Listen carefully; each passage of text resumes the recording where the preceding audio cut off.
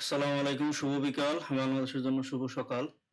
তো আমরা আজকে কাই স্কোয়ার টেস্ট কিভাবে এসপিএস এনালাইসিস করে এবং এর রেজাল্টটা আসলে কিভাবে ব্যাখ্যা করব সেগুলো নিয়ে আলোচনা করব আজকে।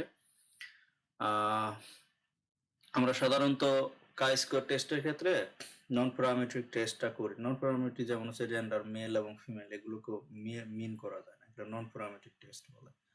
তো কাই স্কয়ার টেস্টটা সাধারণত আমরা নমিনাল ডেটার ক্ষেত্রে করে থাকি। নমিনাল ডেটাটা হচ্ছে যেটার কোনো র্যাঙ্কিং থাকবে না। দুইটা ক্যাটাগরিক্যাল ভেরিয়েবলের মধ্যে কোনো অ্যাসোসিয়েশন আছে কিনা অথবা কোনো রিলেশনশিপ আছে কিনা, একটা কারণে একটা কি ধরনের রিলেশন মানে পরিবর্তন হবে, একটা কারণে একটা যে রিলেশনটা সেটা আমরা দেখব। তবে এটা অবশ্যই পুরোটাই দুটি হচ্ছে ক্যাটাগরিক্যাল ডেটার ক্ষেত্রে। ঠিক আছে?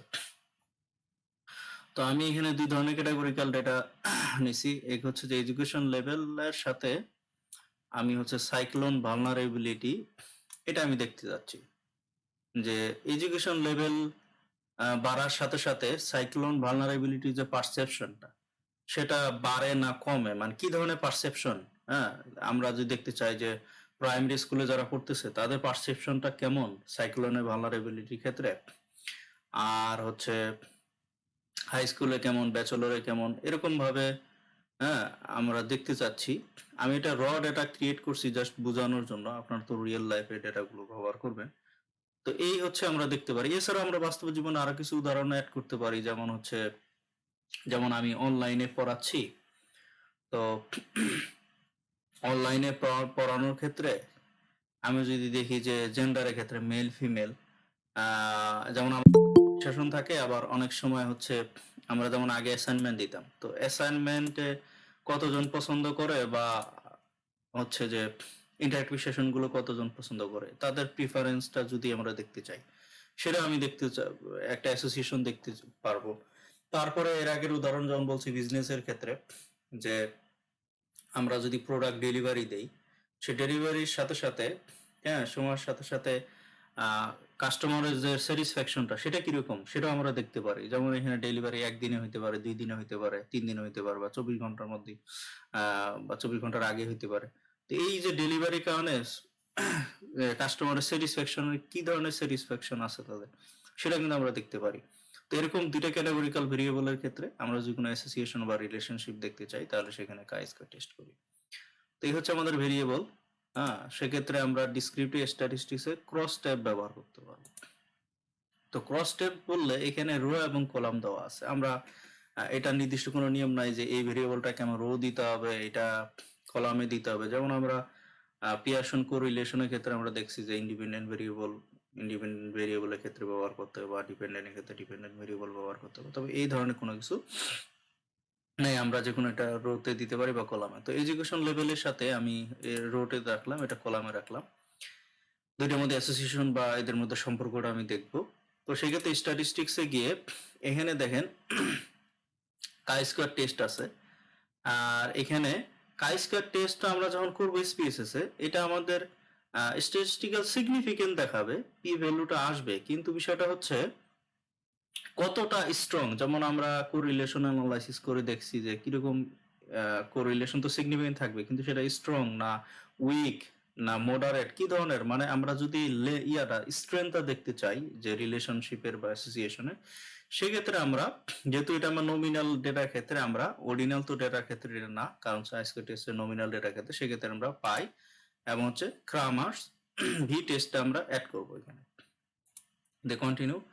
এরপরে সেলসে গিয়ে আমরা কাউন্টের ক্ষেত্রে অবজার্ভ আমরা দেখব, এবং পার্সেন্টেজের ক্ষেত্রে আমরা পার্সেন্টেজটা দেখব। রো এবং কলাম দুইটা যে ভেরিয়েবল আমরা নিলাম সেই ক্ষেত্রে টোটালটাও আমরা দেখব।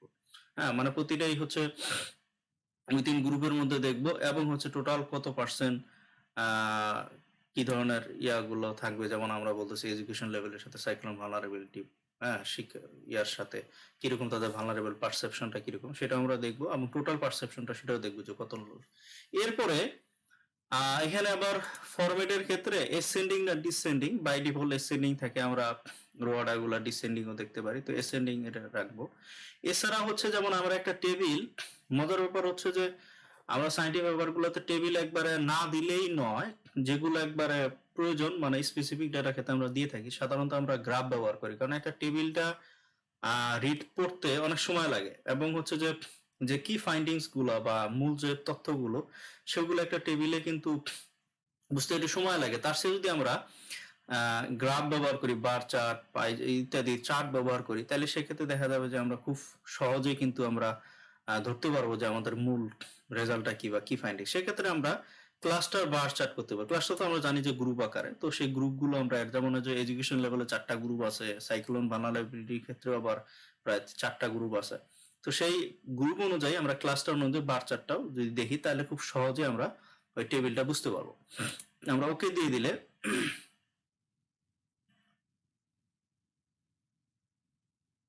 চলে আসলো। তো আমরা প্রথমে বার চার্টের ক্ষেত্রেই একটু যাই, তারপরে আমরা হচ্ছে যে টেবিলগুলো দেখবো। তো বার চার্টটা দেখলে একদম ক্লিয়ার। আমি তো এটা র ডাটা তো দিছি জাস্ট বোঝানোর জন্য, আপনাদের ফিল্ডে দিবেন। এখানে দেখেন সাইক্লোন যে ভালনারেবিলিটি আছে, এক্সট্রিমের কথাই যদি বলি, এডুকেশন লেভেল বাড়ার সাথে সাথে যেমন এটা কিন্তু পারসেপশন এইটা কমে গেছে। যেমন ব্যাচেলরের ক্ষেত্রে একদম দেখেন এখানে প্রাইমারি লেভেলে বলছে যে হ্যাঁ এত পার্সেন্ট বা এত জন লোক প্রাইমারি, তারপর হাই স্কুলে আরেকটু বাড়ছে, কলেজ লেভেলে। তো আমরা যদি দেখি বিফোর মানে ইউনিভার্সিটিতে আসার আগ পর্যন্ত যদি দেখি, তাদের এক্সট্রিম সাইক্লোন ভালনারেবিলিটি, তাদের যে পারসেপশনটা বাড়ছে। হ্যাঁ, প্রাইমারিতে বলছে যে হ্যাঁ ওদের যেহেতু জ্ঞান অনেক আরো কম, এক্সট্রিম বলছে। এরপরে হাই স্কুলে আরো একটু বলছে, কলেজে কিন্তু দেখা গেল যে ব্যাচেলরের ক্ষেত্রে তারা কিন্তু এটাকে একদম বলছে যে এক্সট্রিম না, তাদের হয়তো বা আরো এদিকে তার অ্যাওয়ারনেসটা বেশি, বা সাইক্লোনের যে ভালনারেবিলিটি গুলো সেগুলো হয়তো বা ভালো জ্ঞান আছে, এটা ক্ষেত্রে করছে। আমি জাস্ট এটা ব্যাখ্যা করতেছি র ভাবে। হ্যাঁ, তো রিয়েল ডেটা হলে আরো সুন্দর আমাদের ফিনোমেনন গুলো চলে আসবে। তারপরে হচ্ছে আমরা ওভারঅল যদি দেখি, ওভারঅল দেখলে এগুলো কিন্তু বেশিরভাগ ক্ষেত্রে ভেরি হাই বলছে, সাইক্লোন ভালনারেবিলিটিটা কিন্তু ভেরি হাই বলছে। তো এটা মোটামুটি একটা অ্যাজাম্পশন নিয়ে নিলাম। এই ইয়াগুলোই কিন্তু আমরা হচ্ছে এই চার্টের মধ্যে আমরা দেখতে পাবো। যেমন এটা একটা ক্রস টেবিলেশন যদি আমরা দেখি, এডুকেশন লেভেল গুলো দেওয়া আছে, যেমন bachelor, college, high school, primary school, cyclone vulnerability extreme, high, very high, এইগুলোর ক্ষেত্রে আমরা দেখতে পাচ্ছি। হ্যাঁ, ইয়াটা দেখতে পাচ্ছি টোটাল কত, ওইদিকে এডুকেশন লেভেলে কিরকম। হ্যাঁ, তারপর সাইক্লোন ভালনারেবিলিটি আর টোটালটা যদি দেখি, সেক্ষেত্রে যে বললাম কিছুক্ষণ আগে, ভেরি হাইটাই হচ্ছে ওভারঅল হচ্ছে সবচেয়ে বেশি। ঠিক আছে।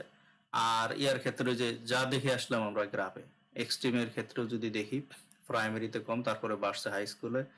হ্যাঁ, তারপরে সরি প্রাইমারি স্কুলের চেয়ে তারপরে হাই স্কুলে বাড়ছে, এরপরে হচ্ছে যে কলেজে, কিন্তু ইয়াতে যায় কমে গেছে ব্যাচেলরে। মানে ওই গ্রাফে যা দেখে আসলাম ওই জিনিসগুলো আমরা পার্সেন্টেজ দেখতে পাচ্ছি যে পারসেপশনটা কোনটা বেশি। এখন কাই স্কোয়ার টেস্ট যদি দেখি, সেক্ষেত্রে আমরা পি ভ্যালু দেখতে পাচ্ছি যে সিগনিফিকেন্ট। হ্যাঁ, তার মানে এই দুইটার মধ্যে অ্যাসোসিয়েশন আছে। এডুকেশন লেভেল সাথে সাইক্লোন ভালনারেবিলিটি যে পারসেপশন, এটা একটা সম্পর্ক আছে।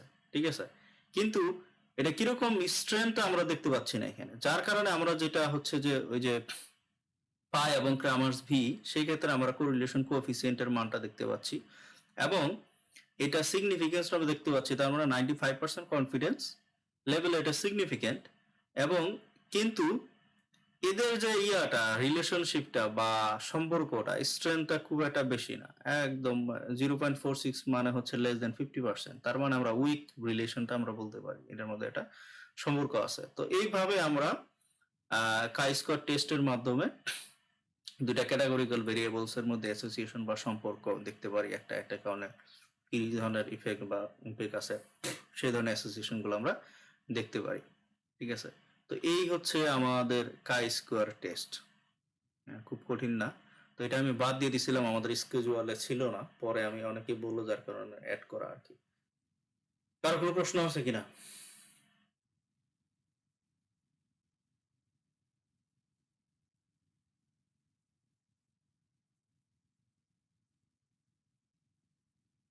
হ্যালো, কারো কোনো প্রশ্ন আছে?